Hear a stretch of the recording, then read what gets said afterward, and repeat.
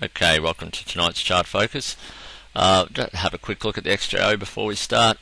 Still pretty much indecisive here. Can't break 4700. It certainly hasn't dipped very much at all. So still waiting for a really clear signal of where we're going.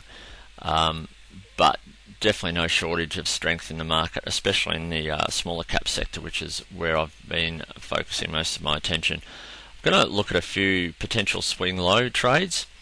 See if we can find some points of difference as to what would make a stronger signal than others. This one here is Galaxy Resources, a rare earths play. As you can see, hit a high of $1.44.5 on the 29th of September. It's dipped a bit, consolidated a little here. Yesterday had a high of 34.5 and has broken that today. Hit a high of 36.5, close at 35.5. So hasn't been able to power on as yet. Volume actually lower than yesterday. Now this is the key for me, that not a lot of volume's kicked in on this bounce yet, so I'm not totally convinced with this swing. We may have a really strong night overseas and it'll gap up and power on, but I've taken a very small position on that break, but I'm not convinced until I see a little bit of extra volume kick in. Plenty of upside if it does kick in, of course, but at this stage a little wary because the volume's not there. Okay, the next one I'm going to look at, and most of these are smaller cap stocks, as I said, because the strength in that end of the market's just phenomenal at the moment. This is ARV, a gold and rare earths play as well. A little bit of a channel starting to form here. Hit a low of 6.2 yesterday, ex rights issue, so it spiked into the rights issue and it's dipped since.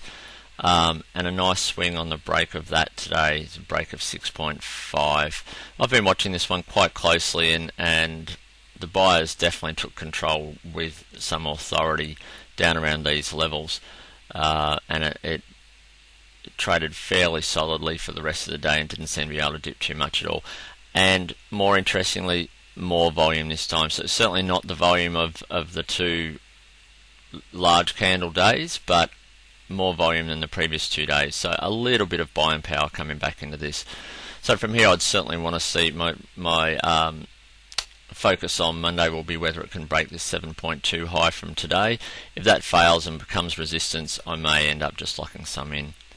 But that's the first target. We'll go back to this candle here and some resistance, 7.3 as well. So 7.273 is probably going to be key resistance. If we can get through there, we may power on and have another crack at these 8s. Okay, so that's ARV. Next one we'll have a look at is SDL, Sundance. Really textbook swing. A couple of days ago, I've actually missed this one. Spiked to a high on the 14th of September of 30 cents. Dipped back down to 22.5 or so. Tried to bounce on the 30th to 25.5. Failed there, but interestingly made a higher low. And then it's broken yesterday. So it tested that on Wednesday, it broke yesterday and broke with some decent volume. And the volume kept up there today as well. So pretty impressive, that one. I might just, while I'm on this one, just also talk about, as this was dipping from its spike, where do we look at for a possible bounce point? And this is where the Fibonacci's can come in quite handy. So I'm just going to run some fibs on this one. So we'll run from, say, the bottom of the previous, just before the previous run, up to that spike. And look at that, very interestingly, exactly the 50% line is where it's bounced from. And this happens quite often. That I'm sure enough people are watching the fibs that they become self-fulfilling and stocks start to bounce around them. You can even see the day before it actually closed around to 38. So, but textbook there, right on the 50, gave you a really good point of reference for some support. And obviously they don't always work as exactly as that, but that one's bounced exactly off that 50. So SDL, if it can kick through this 29, 30 is obviously the key res now, and we might be away again. Okay, the next one I'm going to look at is MHM. I need to get out of this one. Okay, pardon me, MHM. Try again. That's better. Operator error there. Okay, MHM, phenomenal run again in the last month or so. Back on the 15th of September, it broke out and hit 30 cents. By the 4th of October, it hit $1.30, so massive run. Took off back here on the 1st of October when it had a research report done which valued the stock at $3, and that's what's powered it on. So you can imagine with a run like this, there's going to be a lot of eyes on the dip, and punters wanting, possibly that have sold up here, wanting to get back on, others that maybe missed this initial run, wanting to take advantage of the next crack at it. So stocks that have run this hard are always very much in my focus on the dip, because I believe there's a lot of traders that will want a second crack at this. The first thing we would have liked this thing to do is fill that gap back to 95, and it certainly tried this week, but just couldn't do it.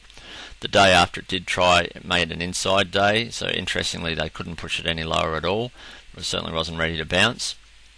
And yesterday actually broke the open of the day before, another little inside day, made a high of $1.08, broke that, and then started to bounce. Now, probably the safe entry for me would be the high of this candle here on the 6th, which was $1.12. It would be a nice safe entry if you wanted to be a little more aggressive, as I was in this because of the nature of the stock. A break of the high there was $1.08. But again, wanted some volume to kick in with this one. Now I'll just go to, again we'll put some fibs on this while I'm on the daily and just see whether the fibs would have given us a bit of an indication of where we might want this to bounce. Obviously the fill the gap was the main area. My feeling as to why this didn't fill the gap is that there would have been so many traders looking for this to fill the gap. Once it got down to 98.5, it was close enough for some punters to take an initial position, get in front of the queue of the traders that were hoping to take advantage of this gap fill, and that's been enough to propel it back upwards. Okay, so we'll whack some fibs on this one, and we'll go from the bottom of this candle here up to the top of that. So 50% exactly was the gap fill, which again is pretty interesting in itself, in that it's bounced on this run from there. It's actually, from the first day, it's exactly doubled to the high the second day. So that would have even given you some indication of where it might have run out of puff or found some resistance on the way up. So not a lot really there, except it was sort of gathering here around 38.5, 38.2. So not a lot there, but probably just above that one was one of the fib levels, and possibly gave you an indication that we were finding some support. So I'll just quickly go to the intraday chart, and I think we'll pull up a 5-minute weekly. Right, that's a 5-minute weekly chart. Can see along the bottom here a series of higher lows, so we're starting to get a trend line. And I'll pull this chart overlay program over the top again, and we'll put a trend line on this. Again, I'll be very rough with this. Catch a few of the points there, say through like that. That's obviously not catching every point there, but there is a bit of a trend line shaping. And straight away I can see a little bit of a channel forming here. So I'm going to click on parallel and take this point here and just see how well we match up with the other one. And look at that, pretty much exactly we hit the intraday resistance that we found today around that $1.20. So at the moment you could say it's just trading in this upward channel. From here we may find that $1.20 will fail. For now there was pretty strong resistance at $1.20. It may fail and drift back down towards here, maybe sort of to those low $1.10s where there was some previous resistance that might form support. Might be away again, or we may well power through there. Who knows? I've got some of those. The other thing I wanted to show you is once it did start to break in the afternoon, once it broke the highs there, I'll get rid of this one again. Once it broke these highs here, which it had tested early,